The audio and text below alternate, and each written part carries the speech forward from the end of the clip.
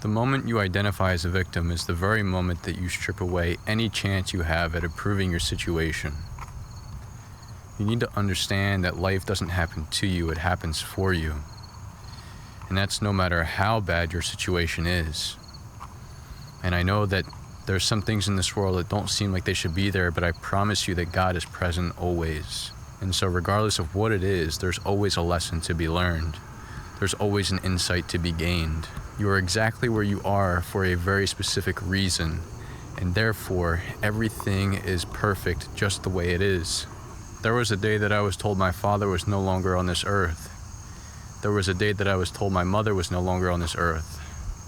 There was a day that I was told my grandmother, who raised me for half my life, was not on this earth. There was a day that I was sat down and told that I have to move out after I lost all of my immediate family.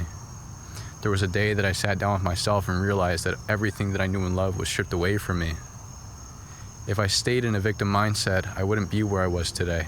You know, it's hard, I get it. I really, really do. I know what it feels like to be at absolute rock bottom.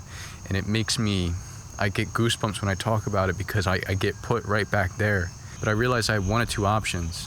I could either stay where I was and lie victim to my circumstances, or I could accept the situation, take control, and use my own two hands to improve my situation. And which one I chose, I think, is pretty evident. That didn't happen for no reason, and it didn't look pretty. There's a lot of sleepless nights, a lot of nights staring up at the ceiling wondering if I was delusional, if I could really pull this off. But let my transformation and my journey be a testament to that it really is possible.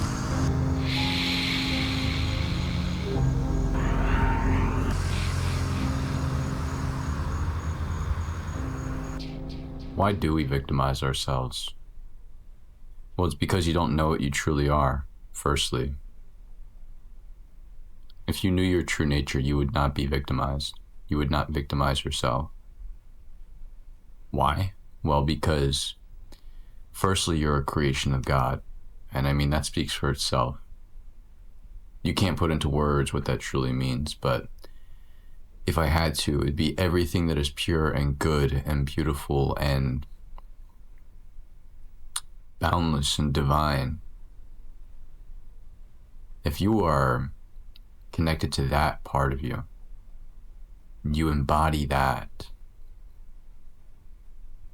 victimization simply isn't an option. It's not compatible anymore. And so the root of a lot of this is really not knowing yourself. And it's hard to sometimes, like, I get it. We live in a world of distractions and temptations and judgments of others and expectations and societal norms. It takes us away from that. If we allow it, it doesn't have to. But if we give these things that power, then it certainly will. And so a lot of this is just stripping all of that away. People who don't treat you fairly, beliefs that are limiting, perspectives that have skewed your worldview into thinking that you are somehow a victim or unfortunate or life has it out for you. You know, none of this is true. It's just not. Again, life happens for you. God is present always. And even on your darkest days, like, there is something there for you. There is always something there for you. Understand that you always have the power. God gave you the greatest gift of all, and that is the gift of choice. No matter what circumstance or situation you find yourself in, you will always have the power to make your next move. That lies within your hands. Now, sometimes we find ourselves in situations where options 1, 2, and 3 all seem like lose-lose situations. But there's a best option, and you have the ability to choose that. When you victimize yourself, you immediately strip that gift away from you. You immediately give power to the situation, to the circumstance, to things that are outside of you. You're allowing life to dictate your fate. That is the biggest mistake that you could ever make. But I get so many messages all the time, from people who have a victimized mindset. And it's a plague. It is a sickness. It's a virus that you need to extract out of you. We need to flip the script. We have to. We can't get anything else done if we are automatically identifying ourselves as the loser, as the victim, as the unfortunate. Your mind, if you identify as something, that is exactly what you will be, and nothing will change. And so you have to turn the table. You have to flip the script. You just have to. And it's like, well, how do I do that? Well, I mean, look, it's a lot more simpler than maybe what you want to hear. I'd imagine you want to hear this really long, complex answer about something you've never heard of before so that you can give yourself the comfort of like, oh, I didn't know. But you do know. You do know. You need to prove to yourself that you do have control. How do you do that? You do that through action. You do it through action. That's it. You know, okay, here's a scenario. You wake up exhausted, drowsy, no energy, your back hurts. Why?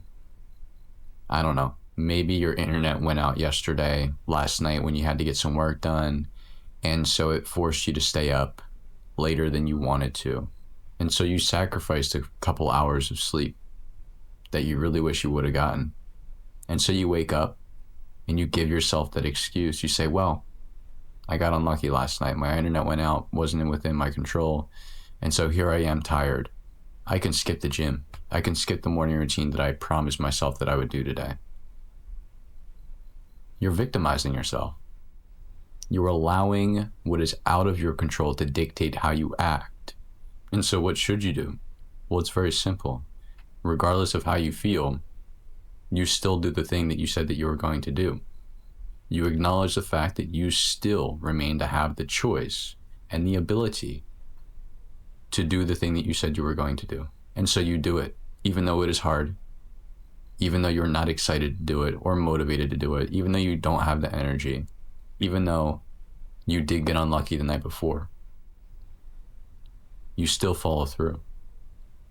You still follow through. And so what does that do? It proves to you subconsciously that it doesn't really matter how you feel or the circumstance you find yourself in. You will always have the choice. You will always have that power.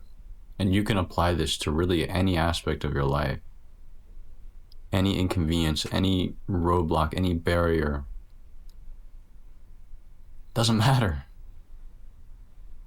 Whatever situation I find myself in, I know I have a set of options and it is within my power to choose the best one. And if I continue, instead of victimizing myself and taking away my ability to make the best decision for me, I acknowledge my gift of choice and I consistently choose the best option of the set of options that I have. That will eventually lead me to where I want to go. That will lead me to a life of fulfillment, a life of freedom. That will lead me to a version of myself that is in control, that is confident, that is disciplined to their path, that is developing and growing. That's how you get there. There's no secret. There's no tips or hacks or any shortcut. It is these very foundational things. So take this information and apply it to your day-to-day life today, now, immediately, right now. Don't wait till tomorrow. What can you do now to enforce that belief, to enforce this perspective, this shift in your mindset? What can you do now? I believe in you, my friend. I appreciate your time, and I will see you soon.